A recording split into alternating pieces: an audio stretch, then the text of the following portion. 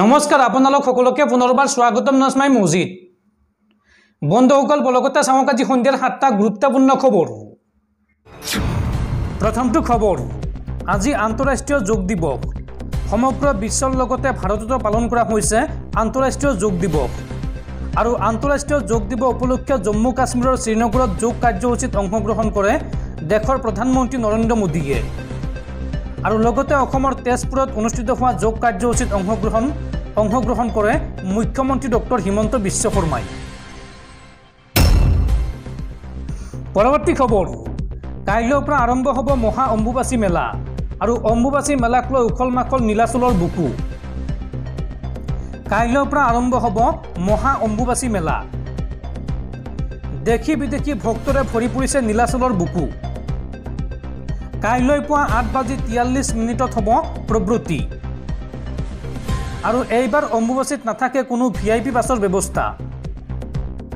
আৰু 25 জুনৰ নিশা 9:19 হ'ব নিবৃত্তি।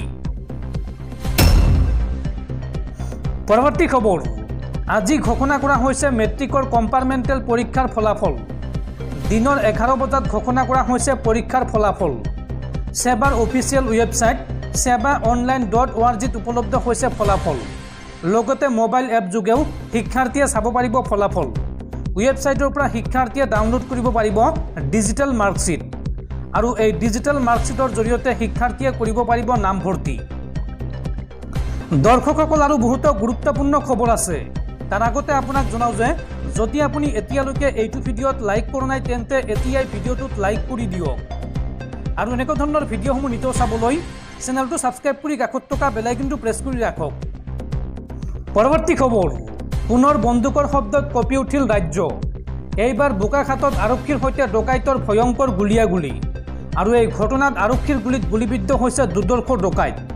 লগতে আন 2 দুৰ্ধৰ্ষ ডকাইতকো গ্ৰেপ্তাৰ আৰক্ষীৰ। বোকাখাতত আৰক্ষীৰ সৈতে ডকাইতৰ ভয়ংকৰ গুলীয়াগুলী। আৰু এই ঘটনাত আৰক্ষীৰ গুলীত গুলীবিদ্ধ হৈছে এটা দুৰ্ধৰ্ষ ডকাইত। গুলীবিদ্ধ ডকাইতটোৰ নাম পল্লৱ বসুমতাৰী।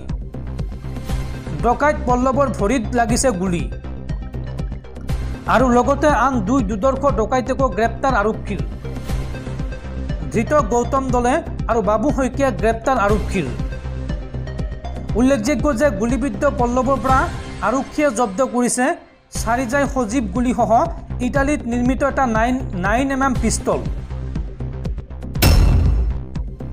পৰৱৰ্তী খবৰ, দিল্লীৰ মুখ্যমন্ত্ৰী অৰবিন্দ কেজৰিৱালৰ জামিনত স্থগিতাদেশ। অৰবিন্দ কেজৰিৱালৰ জামিন মঞ্জুৰ কৰাক লৈ দিল্লী উচ্চ ন্যায়ালয়ৰ কাষ চাপিছে ED। জামিনৰ পিছতো দিল্লীৰ মুখ্যমন্ত্ৰী অৰবিন্দ কেজৰিৱালৰ মুক্তিত অনিশ্চয়তা। এইবাৰ দিল্লী উচ্চ ন্যায়ালয়ৰ দ্বাৰস্থ হৈছে তদন্তকাৰী সংস্থা ED। জৰুৰীভাৱে বিষয়টো বিবেচনাৰ বাবে EDৰ আবেদন। আৰু EDৰ জৰুৰী বিবেচনাৰ আবেদন গ্ৰহণ কৰিছে দিল্লী উচ্চ ন্যায়ালয়ে। এতিয়া শুনানি নোহোৱা পৰ্যন্ত কাৰ্যকৰী নহ'ব নিম্ন আদালতৰ ৰায়। উল্লেখযোগ্য যে বৃহস্পতিবাৰে দিল্লীৰ ৰাউছ এভিনিউ আদালতে জামিন দিছিল অৰবিন্দ কেজৰিৱালক। আৰু জামিনৰ বিৰোধিতা কৰি 48 ঘণ্টা সময় বিচাৰিছিল EDয়ে। কিন্তু EDৰ আবেদন নাকচ কৰে আদালতে। আৰু EDৰ আবেদন নাকচ কৰাৰ পিছতে দিল্লী উচ্চ ন্যায়ালয়ৰ দ্বাৰস্থ হৈছে তদন্তকাৰী সংস্থাটো। পৰৱৰ্তী খবৰ, কেন্দ্ৰীয় শিক্ষামন্ত্ৰী ধৰ্মেন্দ্ৰ প্ৰধানৰ সংবাদমেল। আৰু সংবাদমেল পাতি নীট পৰীক্ষাৰ বিসংগতিৰ দায়িত্ব স্বীকাৰ কেন্দ্ৰীয় শিক্ষামন্ত্ৰীগৰাকীৰ। নীটৰ বিসংগতি সন্দৰ্ভত বৃহস্পতিবাৰে এখন সংবাদমেল সম্বোধন কৰে কেন্দ্ৰীয় শিক্ষামন্ত্ৰী ধৰ্মেন্দ্ৰ প্ৰধানে। সংবাদমেলৰ জৰিয়তে তেওঁ কয় যে শিক্ষাৰ্থীসকলৰ স্বাৰ্থ আমাৰ প্ৰাথমিকতা। ইয়াৰ লগত কোনো ধৰণৰ আপোচ কৰা নহয়। নীট পৰীক্ষা সন্দৰ্ভত আমি বিহাৰ চৰকাৰৰ সৈতে নিৰন্তৰ যোগাযোগত আছোঁ। শিক্ষামন্ত্ৰী হিচাপে মই এই বিষয়টোৰ দায়িত্ব লৈছোঁ। এই মন্তব্য কৰে কেন্দ্ৰীয় শিক্ষামন্ত্ৰী ধৰ্মেন্দ্ৰ প্ৰধানে। শিক্ষামন্ত্ৰীগৰাকীয়ে লগতে এই সন্দৰ্ভত পাটনাৰ পৰা কিছু তথ্য পোৱা বুলি জানিবলৈ দিয়ে। পাটনা আৰক্ষীয়ে ঘটনাটোৰ তদন্ত কৰি আছে। উপযুক্ত তথ্য পোৱাৰ পাছত অপৰাধীসকলৰ বিৰুদ্ধে কঠোৰ ব্যৱস্থা গ্ৰহণ কৰা হ'ব। নীট পৰীক্ষাৰ বিসংগতিত দোষীৰ বিৰুদ্ধে কঠোৰ ব্যৱস্থা গ্ৰহণ কৰা হ'ব বুলি সংবাদমেলত জনায় কেন্দ্ৰীয় শিক্ষামন্ত্ৰী ধৰ্মেন্দ্ৰ প্ৰধানে। তেওঁ কয় যে চৰকাৰে এখন উচ্চ পৰ্যায়ৰ সমিতি গঠন কৰিব। শিক্ষাৰ্থীসকল হৈছে দেশৰ ভৱিষ্যত। গতিকে এই ক্ষেত্ৰত কোনো ধৰণৰ ভুল নকৰাটোৱেই আমাৰ প্ৰাথমিকতা। মই সকলোকে কোনো ধৰণৰ উৰা বাতৰি নিবিয়পাবলৈ অনুৰোধ জনাইছোঁ। আমি কোনো অপৰাধীক হাৰি যাব নিদিওঁ। সংবাদমেল পাতি এই মন্তব্য কৰে কেন্দ্ৰীয় শিক্ষামন্ত্ৰীগৰাকীয়ে। পৰৱৰ্তী খবৰ, বিজেপিৰ সাংসদ ভাতৃহৰি মাহতাব লোকসভাৰ প্ৰটেম অধ্যক্ষ হিচাপে নিৰ্বাচিত হ'ল আৰু এই সিদ্ধান্তত ক্ষুব্ধ কংগ্ৰেছ দল। চলিত মাহৰ 24 তাৰিখৰ পৰা অনুষ্ঠিত হ'ব লোকসভাৰ বিশেষ অধিৱেশন। সদন 3 জুলাইলৈকে চলিব। ইয়াৰ পূৰ্বে এইবাৰ বিজেপিৰ টিকটত জয়ী হোৱা উৰিষ্যা বিজেপিৰ জ্যেষ্ঠ নেতা ভাতৃহৰি মাহতাবক প্ৰটেম অধ্যক্ষ হিচাপে নিৰ্বাচিত কৰা হৈছে। প্ৰথম দিনা লোকসভাৰ নৱনিৰ্বাচিত সদস্যসকলৰ শপত গ্ৰহণ সমাপ্ত হোৱাৰ পিছতহে লোকসভাৰ অধ্যক্ষ পদৰ নিৰ্বাচন অনুষ্ঠিত হ'ব। ইয়াৰ পিছতে ৰাষ্ট্ৰপতিৰ ভাষণ আৰু ইয়াৰ ওপৰত আলোচনা কৰা হ'ব। 27 তাৰিখৰ পৰা আৰম্ভ হ'ব ৰাজ্যসভাৰ অধিৱেশন। একে সময়তে শেষ হ'ব। শপত গ্ৰহণৰ সময়ত লোকসভাত সভাপতিত্ব কৰিব প্ৰটেম স্পীকাৰে। এইখিনিয়ে দায়িত্ব অস্থায়ী অধ্যক্ষৰ। বৃহস্পতিবাৰে বিজেপিৰ সাংসদ তথা সংসদীয় পৰিক্ৰমা মন্ত্ৰী কিৰেণ ৰিজিজুৱে নিজৰ এক্স হেণ্ডলত এই কথা জনায়। তেওঁ লিখিছে, সংবিধানৰ 95(1) অনুচ্ছেদ অনুসৰি ভাতৃহৰি মাহতাবক প্ৰটেম অধ্যক্ষ হিচাপে নিৰ্বাচিত কৰি ৰাষ্ট্ৰপতি আনন্দিত হৈছে। অধ্যক্ষ নিৰ্বাচিত নোহোৱালৈকে তেওঁ এই কৰ্তব্য পালন কৰিব।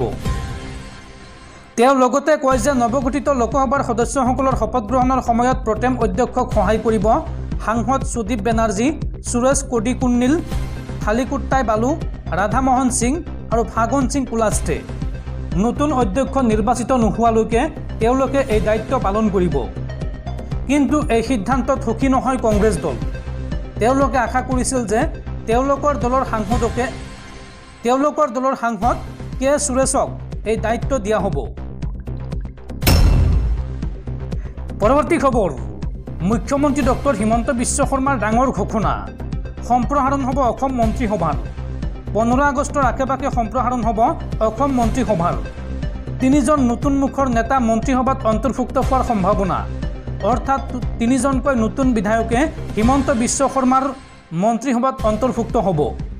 তেজপুৰত আজিৰ দিনটোত এই কথা ঘোষণা কৰিছে মুখ্যমন্ত্ৰী ডক্টৰ হিমন্ত বিশ্ব শৰ্মাই। পৰৱৰ্তী খবৰ, গুৱাহাটী মহানগৰীত পুনৰ ভয়ংকৰ ঘটনা। গুৱাহাটী মহানগৰীৰ বন্দাত অঘটন। নিশা নামনিমুৱা ৰেলৰ খুন্দাত নিহত হৈছে এজন যুৱক। নিহত যুৱকজন হৈছে চাহিল চাংমা আৰু লগতে এই ঘটনাত আহত হৈছে আন এজন যুৱক।